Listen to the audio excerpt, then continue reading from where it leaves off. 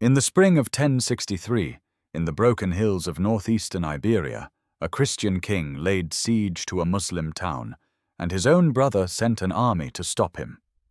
On the slopes above Graus, where the Ésera River cuts through the limestone crags of the Ribagorza, 18,000 warriors collided in a battle that would shatter a kingdom, birth a legend, and reveal the brutal truth of the Reconquista. That gold mattered more than God, and that Christian would kill Christian to protect a Muslim paymaster. Our silver-armored GoodKnight stood in the shield wall that day, fighting for King Ramiro I of Aragon, a bastard son who had clawed his way to a crown and now reached for the fertile valleys that would make his mountain realm a true kingdom. But waiting in the dust and heat were the heavy knights of Castile, led by a prince and a young warrior named Rodrigo, the future El Cid, and the swift cavalry of the Taifa of Zaragoza, whose emir paid tribute in gold to buy swords against his Christian enemies. This is the story of a king who died by treachery, of a knight who survived the rout, and of the long, bleeding retreat through a landscape of defeat that would forge the identity of Aragon itself. Subscribe to the GoodKnight stories for more immersive journeys through history's most pivotal battles, where our eternal knight in silver armor walks beside you through the rise and fall of kingdoms, told with the slow, atmospheric pacing perfect for deep focus, relaxation, or peaceful sleep. Comment below which battle you'd like the GoodKnight to witness next. But for now, settle in and journey back to the spring of 1063, when the future of Spain was written in blood on the banks of the Ésera. Chapter 1. The Shattered Caliphate. The GoodKnight had seen empires fall before. He had watched the ordered world of Rome collapse into the chaos of warlords and petty kings. But the disintegration of the Caliphate of Córdoba in 1031 was different. It was not a slow decay, a gradual erosion of authority. It was an explosion, a shattering of the most brilliant civilization in the West into 30 fractured pieces, each one a Taifa, a party kingdom, ruled by ambitious generals, Arab aristocrats, Berber chieftains, and Slavic mercenaries, who had once served the caliph and now served only themselves. By 1063, the GoodKnight had been riding the frontier for 3 decades. He had watched the Christian kingdoms of the north, Castile, Leon, Navarre, Aragon, grow fat on the wealth of Al-Andalus. The Taifas were rich. Their cities, Zaragoza, Toledo, Seville, Granada, glittered with libraries and gardens, with poets and mathematicians, with silks and spices from the east. But they were weak. They had no unity, no common purpose. They fought each other as often as they fought the Christians. And so they paid. They paid gold, mountains of it. Tribute, they called it in Arabic. Jizya, the tax of the dhimmi, but reversed, paid by Muslim to Christian. The Christians called it pariahs, protection money. Pay us, and we will not burn your fields. Pay us, and we will not enslave your people. Pay us, and we will fight your Muslim neighbors for you. The GoodKnight had grown cynical about the Reconquista. In his youth, he had believed the songs, the promises of the bishops. This was a holy war, they said, a crusade to reclaim the land of the Visigoths, to drive the Moors back across the Strait of Gibraltar, to restore Christendom. But the reality was uglier, more complicated. Christian kings hired themselves out as mercenaries to Muslim emirs. Muslim emirs allied with Christian kings against other Muslims. The cross and the crescent were just banners, and beneath them, men fought for land, for gold, for power. He served Ramiro, King of Aragon. Or rather, Ramiro, who called himself King of Aragon, though his brothers in Castile and Navarre disputed the title. Ramiro was a bastard, the illegitimate son of Sancho the Great of Navarre, a man who had once ruled from the Atlantic to the Mediterranean. But Sancho had divided his empire among his sons, and Ramiro had received the smallest share. A handful of mountain valleys in the shadow of the Pyrenees, a land of stone and snow and poverty. Aragon. It was barely a kingdom, more a collection of fortresses clinging to the high passes, populated by shepherds and monks and hard-eyed warriors who knew that survival meant expansion or extinction. Ramiro was not content with his inheritance. He could not be. Aragon had no future locked in the mountains. The kingdom needed land, fertile land, the kind that grew wheat and barley and supported cities. That land lay to the south, in the valley of the Ebro, the great river that flowed from the Pyrenees to the Mediterranean. And between Aragon and the Ebro stood the Taifa of Zaragoza. Zaragoza. The GoodKnight had been there once, years ago, in the retinue of a Navarrese embassy. He remembered the white walls, the minarets, the call to prayer echoing across the river at dawn.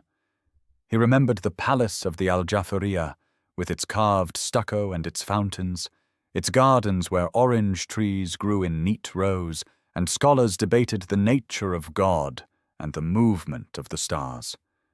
It was a beautiful city, a wealthy city, and it was vulnerable. The Taifa of Zaragoza was ruled by the Hooded dynasty, and in 1063 the emir was al-Muqtadir, a man of culture and learning, a patron of poets and philosophers. But al-Muqtadir was not a warrior. He was a diplomat, a survivor. He knew his kingdom was surrounded by enemies, Aragon to the north, Castile to the west, the rival Taifas of Lleida and Tortosa to the east. He could not fight them all, so he paid them. He paid Castile the most, because Castile was the strongest. King Ferdinand I of Castile-Leon, Ramiro's half-brother, had imposed a heavy tribute on Zaragoza in 1060. In exchange, Ferdinand guaranteed Zaragoza's borders. Any attack on Zaragoza was an attack on Castile's interests. It was a brilliant arrangement for Ferdinand. The gold of Zaragoza flowed into his treasury, funding his wars, his churches, his ambitions. He was building a cathedral in Leon, a monument to his power, and every stone was paid for with Andalusi gold. But for Ramiro, the arrangement was intolerable. Zaragoza was Aragon's natural prey, its destined conquest. The river valleys that fed into the Ebro, the Cinca, the Ésera, the Isabena, were the highways of invasion, and they all pointed south, toward Zaragoza. If Aragon was to survive, it had to control those valleys. And the key to the valleys was a town called Graus. The GoodKnight had first heard the name Graus in the winter of 1062, in the great hall of Jaca, Ramiro's capital. The king had summoned his barons, the lords of Sobrarbe and Ribagorza, the bishops, the abbots of the monasteries. The hall was cold, the fire in the central hearth doing little to warm the stone walls. Ramiro stood before them, a man in his 50s, lean and hard, his face weathered by wind and war. He did not waste words. "Graus," he said, and the name hung in the smoky air. "We take Graus in the spring." The barons murmured. They knew Graus.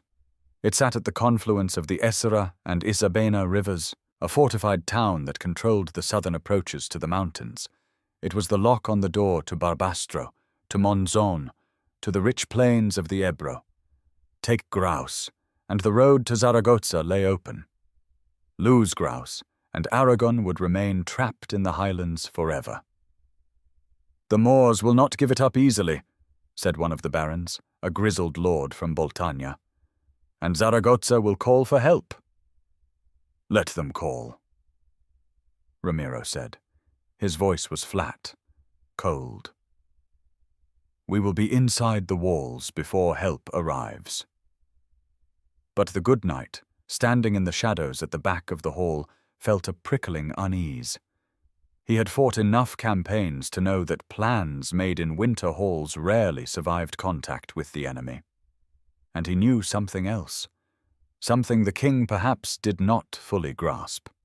Ferdinand of Castile would not allow Aragon to take Zaragoza's territory.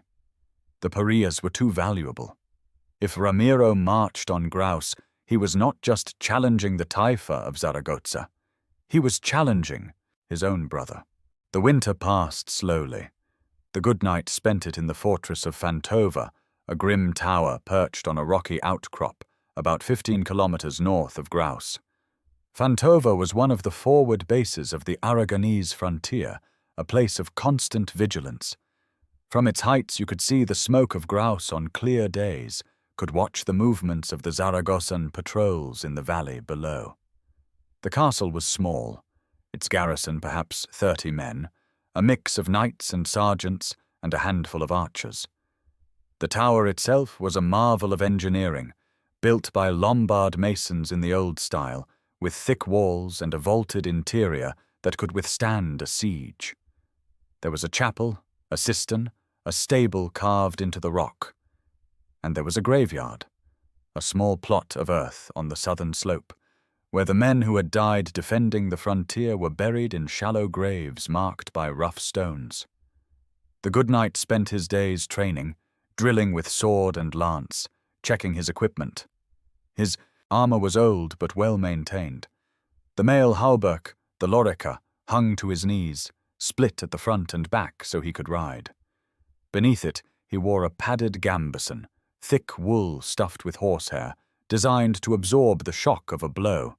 His helmet was a simple spangenhelm, a conical cap of iron plates riveted together, with a nasal bar to protect his face. His shield was kite-shaped, wood covered in leather, painted with a simple cross. His sword was a broad-bladed weapon, designed for cutting through mail and bone. His lance was ash wood, 8 feet long, with a leaf-shaped iron head. It was not a sophisticated panoply, not compared to the gear of the Castilian knights he had seen at tournaments, but it was functional, and it had kept him alive for 30 years. In the evenings, he sat in the hall with the other men, listening to their talk. They were excited, eager for the campaign. Graus was rich, they said. There would be plunder, slaves, land grants for those who distinguished themselves. The GoodKnight said little. He had heard such talk before, and he had seen what happened when the plunder did not materialize, when the siege dragged on, when the relief force arrived, and the hunters became the hunted. At night, he lay on his pallet in the tower, listening to the wind howl through the mountains, and thought about the spring. Chapter 2. The descent the army gathered in Jaxa in late April. It was not a large force by the standards of the great kingdoms, perhaps 3,000 men, maybe a few more.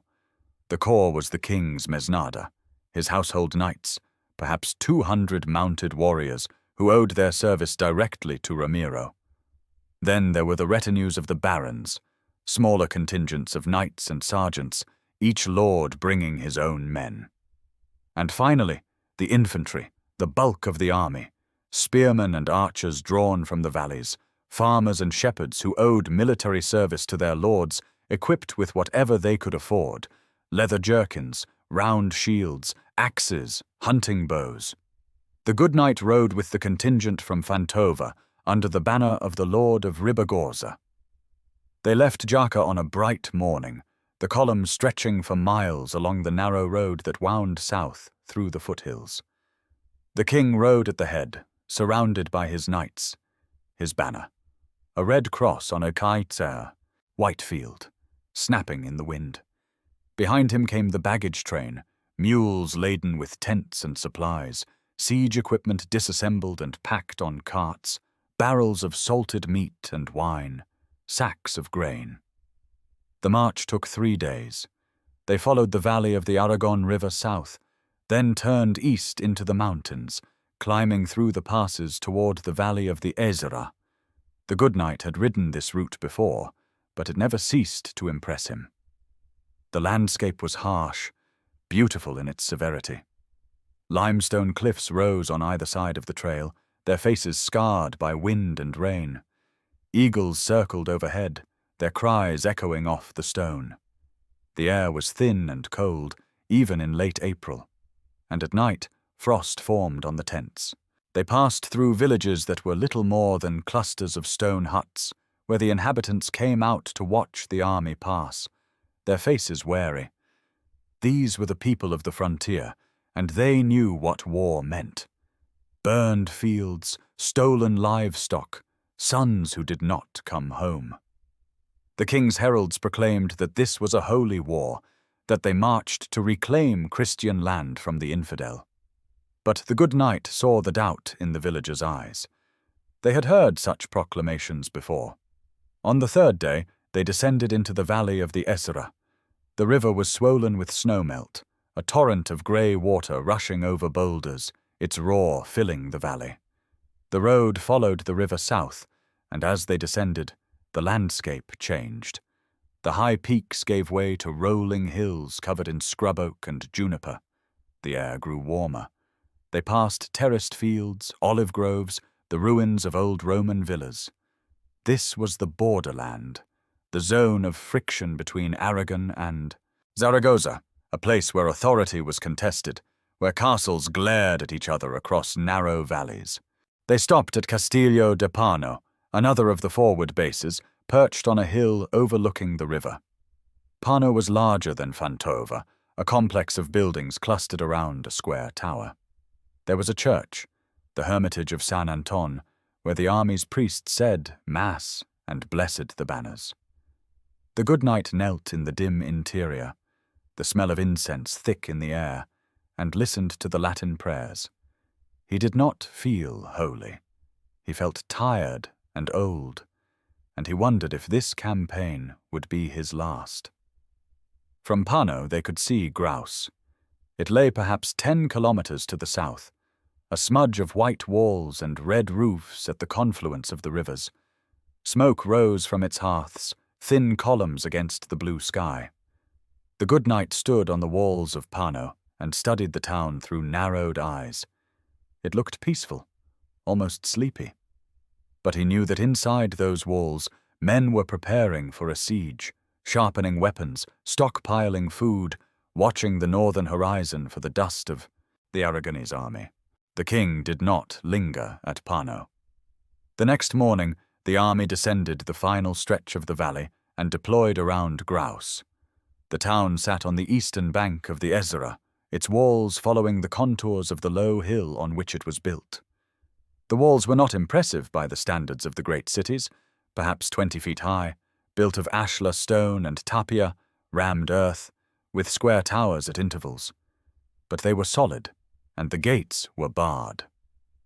The Zaragozan garrison, perhaps 500 men, watched from the battlements as the Aragonese army spread out across the fields to the north and west. Ramiro established his camp on the rising ground north of the town, where the land climbed toward the hills. It was a good position, defensible, with a clear view of the walls and the southern approaches. The king's pavilion was erected in the center, a large tent of striped canvas, and around it the tents of the knights and barons formed a rough circle. The infantry camped further out in the open, their fires dotting the hillside like stars. The good knight's contingent was assigned to the western side of the siege lines, facing the main gate. They dug a shallow trench, piled earth into a low rampart, and settled in for what everyone knew would be a long wait. Sieges were not glorious. They were tedious, uncomfortable, and dangerous in unexpected ways. Disease, accidents, the sudden sortie that caught you off guard. The first week passed in a routine of boredom and tension. The Aragonese engineers constructed a mangonel, a simple stone-throwing catapult, and began lobbing rocks at the walls. The impacts were loud, satisfying, but the damage was minimal. The walls of Graus were thick, and the stones bounced off or buried themselves in the tapia without breaching the structure. The defenders responded with their own missiles, arrows and javelins launched from the towers, and occasionally a sortie. a sudden rush of men from the gates to attack the siege lines before retreating back inside. The GoodKnight participated in one of these skirmishes. It happened at dawn, when the mist still clung to the river. He was checking the picket line, the row of sharpened stakes that protected the trench, when the shout went up, "Sortie! Sortie!"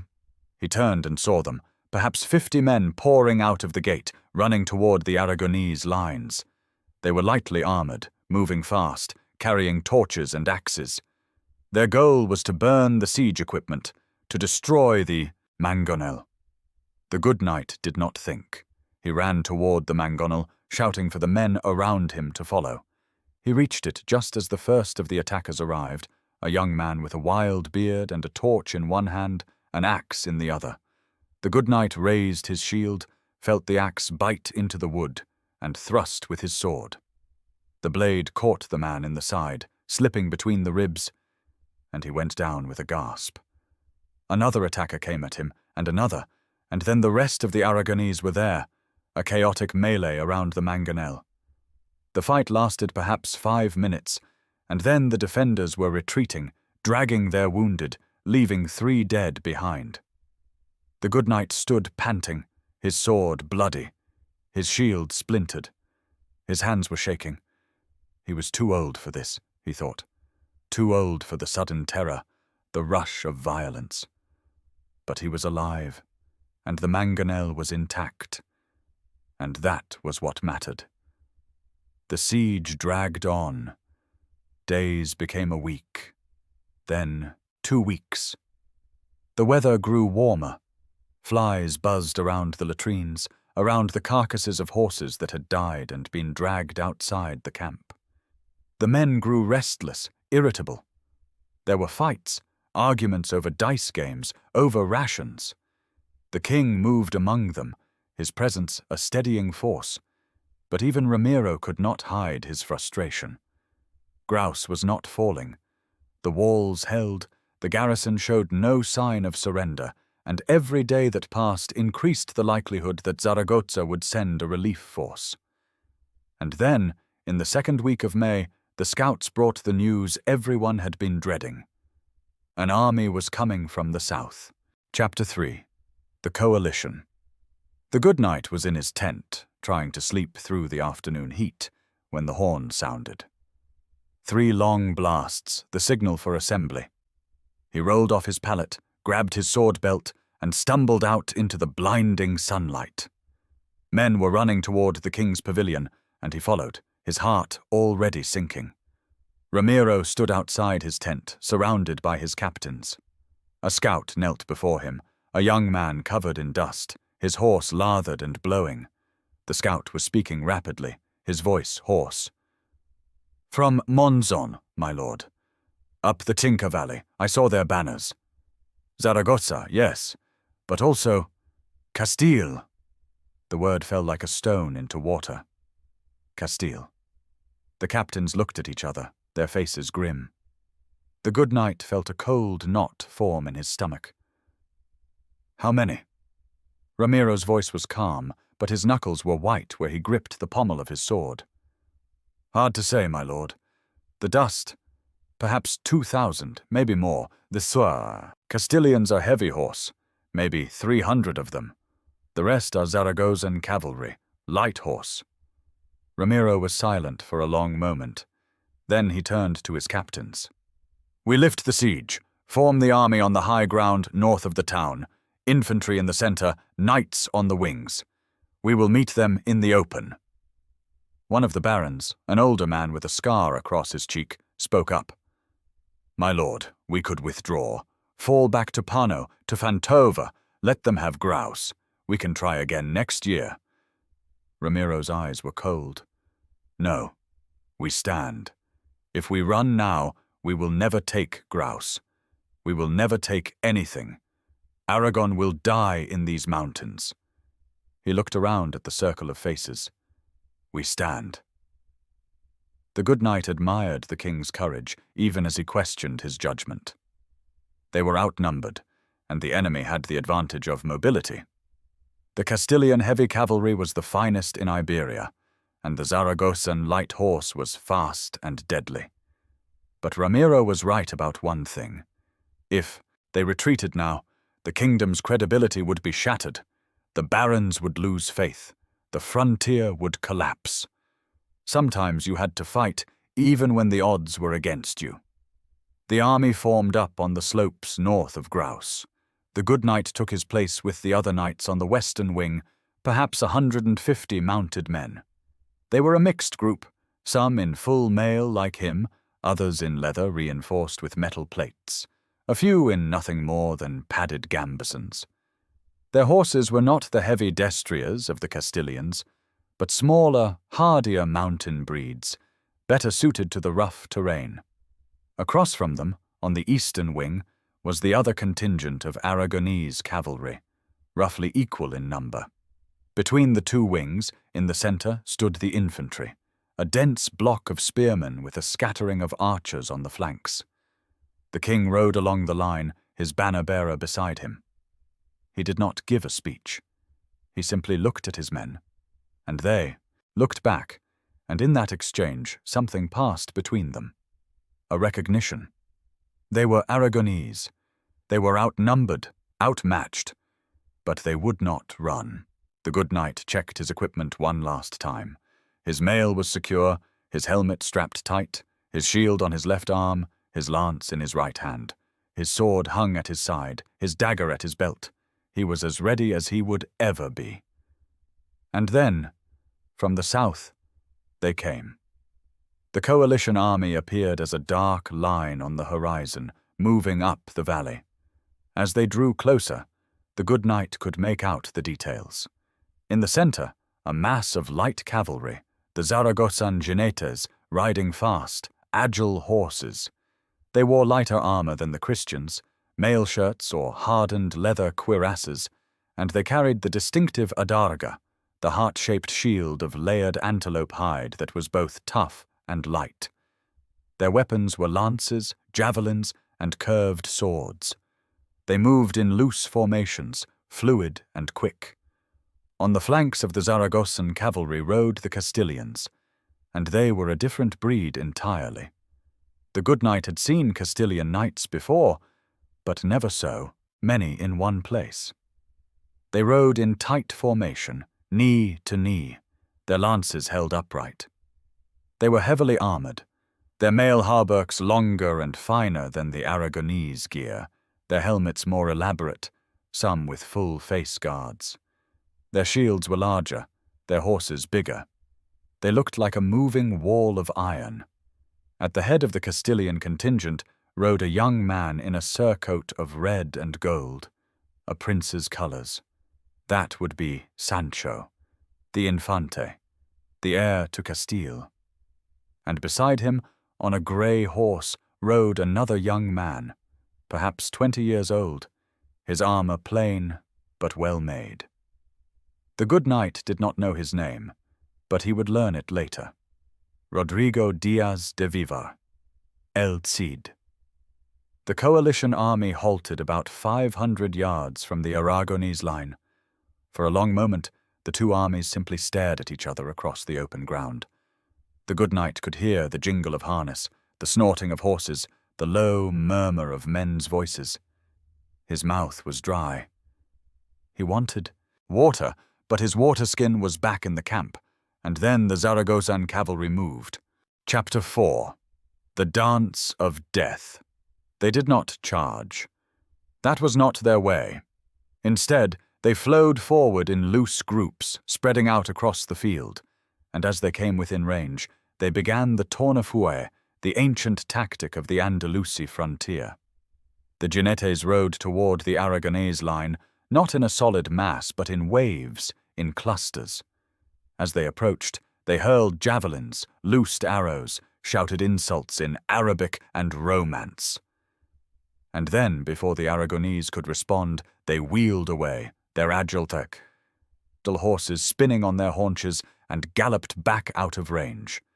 And then another group came, and another, a constant harassment, a dance of death designed to provoke, to frustrate, to break the enemy's discipline. The GoodKnight sat on his horse, his shield raised, and watched the javelins arc through the air. Most fell short, burying themselves in the earth. A few struck shields with a dull thunk. One of the Aragonese knights, a young man from Boltagna, took an arrow in Teston, the thigh, and fell from his horse with a scream. The man beside him dismounted to help, and an arrow took him in the shoulder. "Hold!" The shout came from the king, riding behind the line. "Hold your positions!" It was agony. Every instinct screamed at the good knight to charge, to close the distance, to make the enemy fight. But he knew that was what they wanted. If the Aragonese cavalry broke formation and charged, they would be drawn out, isolated, and the Castilian heavy horse would hit them in the flank and destroy them. So he held, and the men around him held, and the javelins kept coming. The infantry in the center had it worse. They were packed tight, a dense target, and the Zaragozan archers focused on them. The good knight could hear the screams, could see men falling, the gaps in the line quickly filled by those behind. The Aragonese archers shot back, but their hunting bows lacked the range and power of the Andalusi composite bows, and their arrows did little damage to this fast-moving cavalry.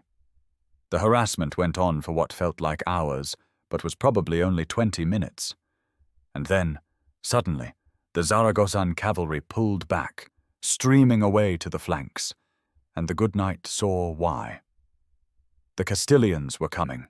They came at a trot, a long line of heavy cavalry, their lances now lowered, held in the new style, couched under the arm, the full weight of horse and rider behind the point. The good knight had heard of this technique, had even seen it demonstrated at a tournament, but he had never faced it in battle. It was devastating. The lance became an extension of the horse's momentum, a battering ram that could punch through mail, through shields, through flesh and bone. The Castilians were aiming for the Aragonese right wing, the eastern contingent of knights. The good knight, on the western wing, could only watch as the two forces collided. The impact was like thunder. The Castilian lances struck the Aragonese line, and men and horses went down in a tangle of screaming and thrashing. The Aragonese knights, using the older technique of thrusting and jabbing with their lances, could not match the sheer kinetic force of the Castilian charge. The line buckled, bent, and then broke. The Castilians were among them, their lances discarded now, fighting with swords and maces, and the Aragonese were scattering, some trying to fight, others turning to flee. "With me!" The shout came from the Lord of Ribagorza, and the good knight's wing spurred forward, trying to relieve the pressure on the right, trying to hit the Castilians in the flank. But the Zaragozan cavalry was there, swarming around them, and suddenly the good knight was in the middle of a melee, and there was no time to think, only to react. A jinete came at him from the left, his adarga raised, his sword slashing. The good knight caught the blow on his shield, felt the impact jar his arm, and thrust with his lance. The point caught the jinete's horse in the chest, and the animal screamed and went down, throwing its rider. Another jinete, and another, and the good knight's lance shattered, and he dropped the useless shaft, and drew his sword. The world narrowed to a tunnel. There was the man in front of him, and the need to kill him before he killed you. The good knight's sword rose and fell, rose and fell. He felt blows land on his shield, on his helmet, the ringing impacts that left his ears buzzing. His horse was screaming, wheeling, and he clung to the saddle with his knees, his thighs burning with the effort. And then, through the chaos, he saw something that made his blood run cold. In the center of the field, near the king's banner, a single rider was moving through the Aragonese knights. He was dressed like a Christian, his armor similar to the Aragonese style, and in the dust and confusion, no one challenged him. He rode straight toward King Ramiro, who was in the thick of the fighting, his sword red to the hilt. The good knight tried to shout a warning, but his voice was lost in the din. He tried to spur toward the king, but there were too many men between them. too much chaos. He could only watch as the rider approached Ramiro, as the king turned, perhaps thinking this was one of his own men, perhaps about to give an order. And then the rider's lance came up, and he thrust, and the point took Ramiro in the face, just below the rim of his helmet, and the King of Aragon fell from his horse and did not rise. For a moment, the world seemed to stop, and then the cry went up, spreading through the Aragonese ranks like wildfire. "The king is dead! The king is dead!" And the army broke. Chapter 5. The Rout. Panic is a living thing. It spreads faster than fire, faster than plague. One moment the Aragonese were fighting, holding their ground, and the next, they were running. The GoodKnight saw it happen, saw the infantry in the center throw down their spears and shields and flee toward the hills. He saw the knights on the right wing, already battered by the Castilian charge, turn their horses and gallop north. He saw the king's banner fall, trampled into the mud. He did not want to run. Every fiber of his being, every year of training and discipline screamed at him to stand, to fight, to die with honor. But he was not a fool. The battle was lost. The king was dead. To stay was to die for nothing.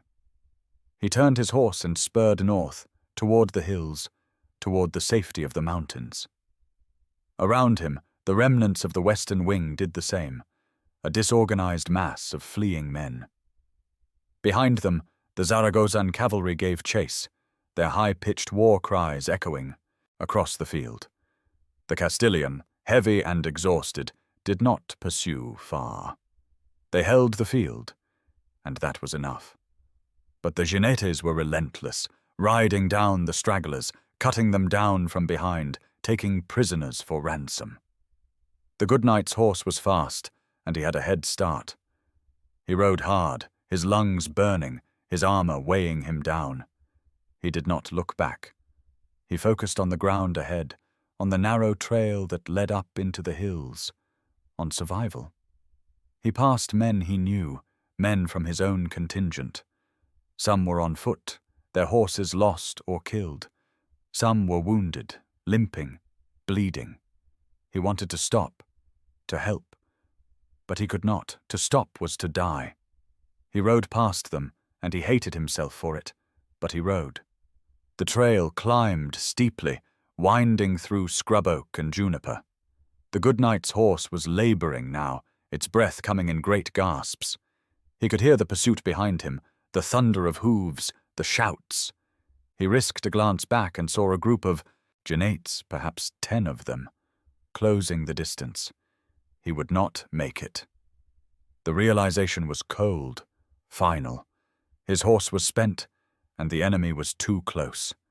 He would have to turn and fight, here on this God-forsaken hillside, and he would die, and no one would remember his name. And then, from the rocks above, a flight of arrows hissed down, and 3 of the pursuing jinetes fell from their horses. The others pulled up, confused, and another flight of arrows sent them scattering back down the trail.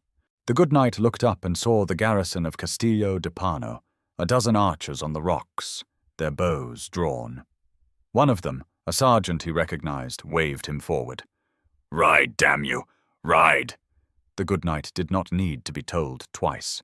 He spurred his exhausted horse up the final stretch of the trail and through the gates of Pano, and the gates slammed shut behind him, and he was safe. He dismounted, his legs shaking, and leaned against the wall, gasping for breath. His horse stood with its head down, its flanks heaving, foam dripping from its mouth. The GoodKnight's hands were trembling.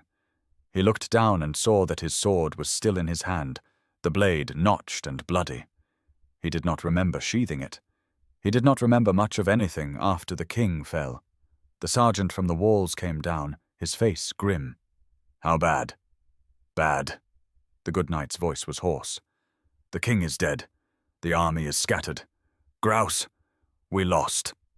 The sergeant spat. "God's blood, what now?" "Now?"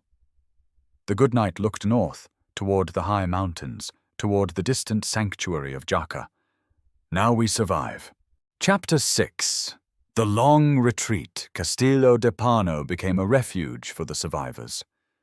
Over the next few hours, more men straggled in, alone or in small groups, all with the same haunted look in their eyes. By nightfall, perhaps 200 men had gathered in the castle and the surrounding hills, a fraction of the army that had marched on Graus. The rest were dead, captured, or scattered across the countryside. The GoodKnight spent the night in the chapel of San Anton, unable to sleep. The priests were tending to the wounded, and the air was thick with the smell of blood and sweat, and the acrid stench of cauterized flesh. Men groaned in the darkness, calling for water, for their mothers, for God. The GoodKnight knelt before the altar, his hands clasped, and tried to pray. But the words would not come. He kept seeing the king fall, kept hearing the cry, "The king is dead," kept feeling the shame of his flight. In the morning, the council of war convened in the hall of the castle. The surviving barons and knights gathered around a rough table, their faces drawn. The Lord of Ribagorza, who had commanded the western wing, was there, a bandage around his head, his left arm in a sling. The Lord of Boltagna was there, and a handful of others. They were the remnants of the Aragonese nobility, and they had to decide what to do next. "We need to recover the king's body," said the Lord of Boltagna. "We cannot leave him on the field." "The Castilians will have taken it," said another, "or the Moors. They will ransom it back to us." "Then we pay the ransom." The Lord of Ribagorza's voice was flat. "Whatever it costs. Ramiro was our king. He deserves a Christian burial." There was a murmur of agreement. The GoodKnight said nothing. He was not a baron, not a lord. He was just a knight, and his opinion did not matter. But he listened, and he understood the stakes. If they could not recover the king's body, if Ramiro was buried in a Muslim grave or left to rot on the field, it would be a stain on the kingdom's honor that would never be washed away. In the end, a delegation was sent under a flag of truce to negotiate with the coalition. The GoodKnight was not part of it, but he heard the report when they returned. The Castilians had recovered Ramiro's body and were willing to return it, not for ransom, but as a gesture of respect.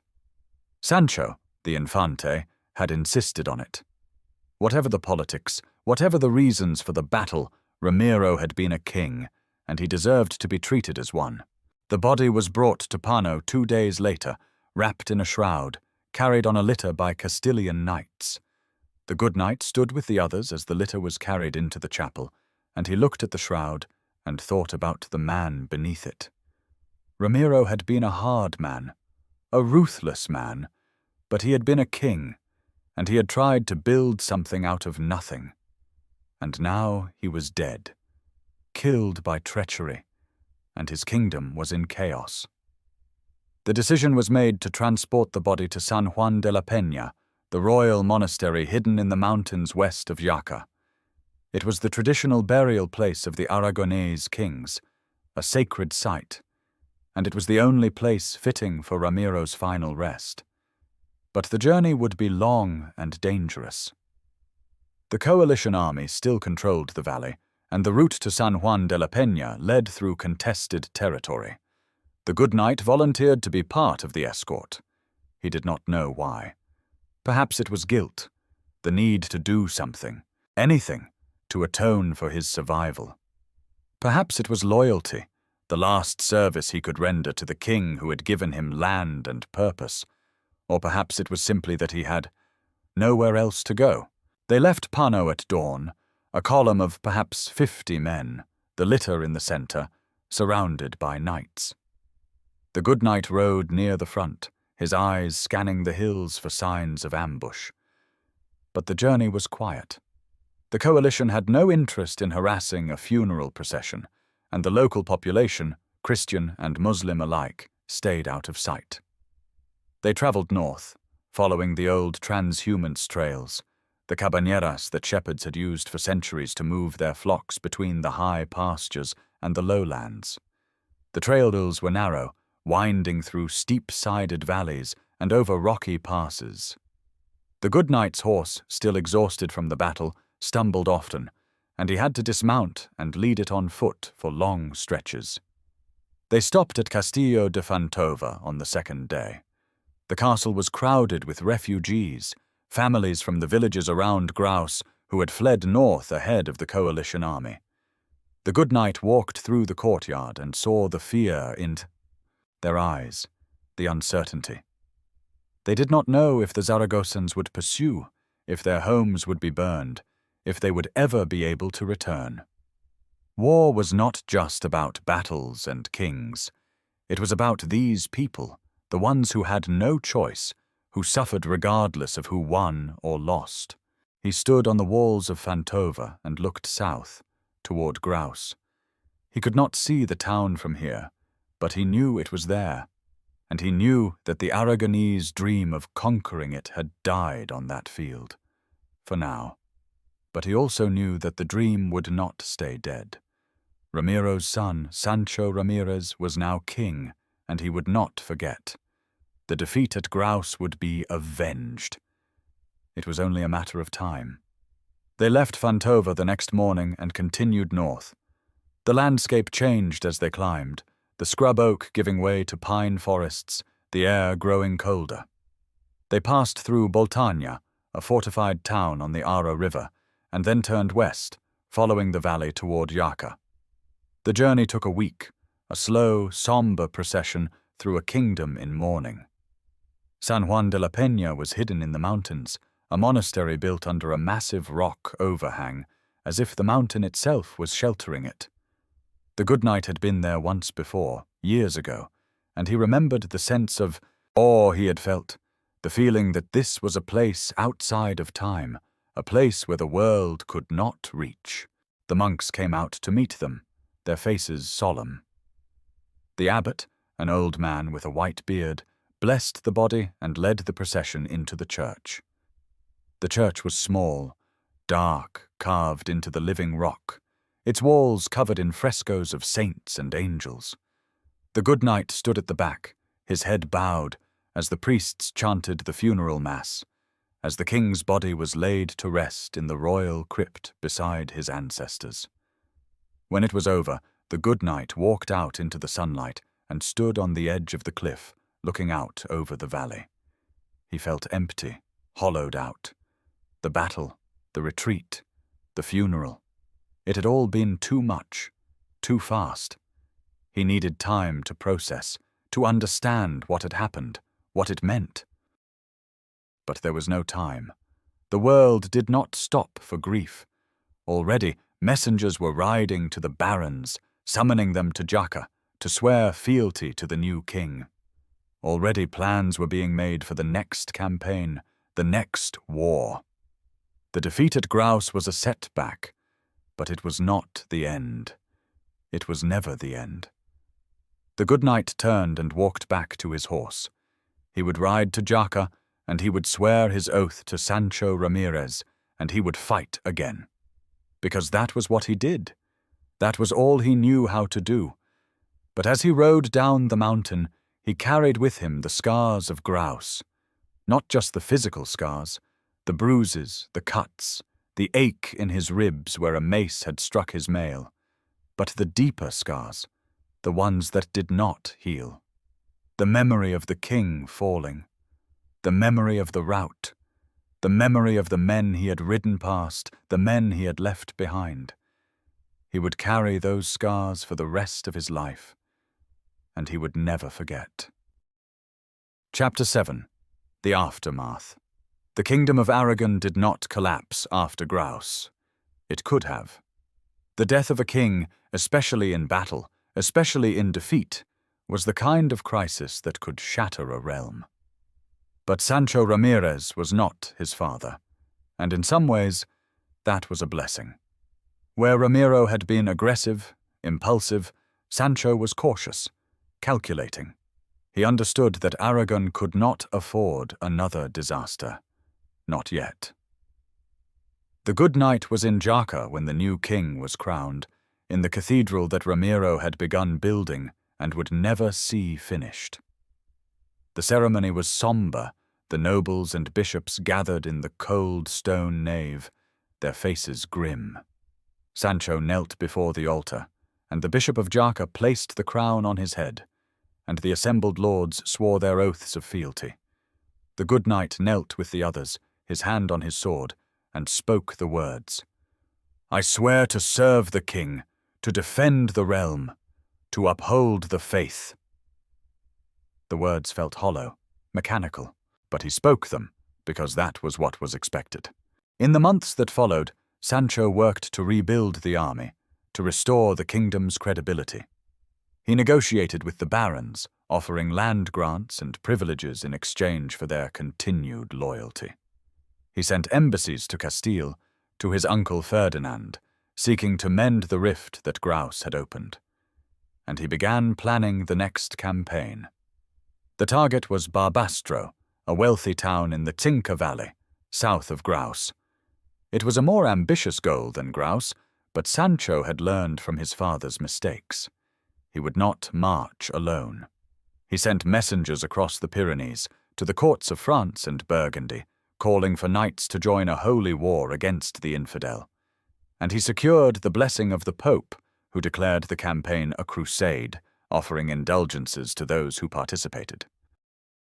The good knight watched these preparations with a mixture of hope and dread.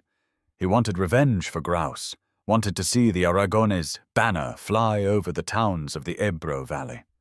But he also remembered the cost, the blood, the chaos.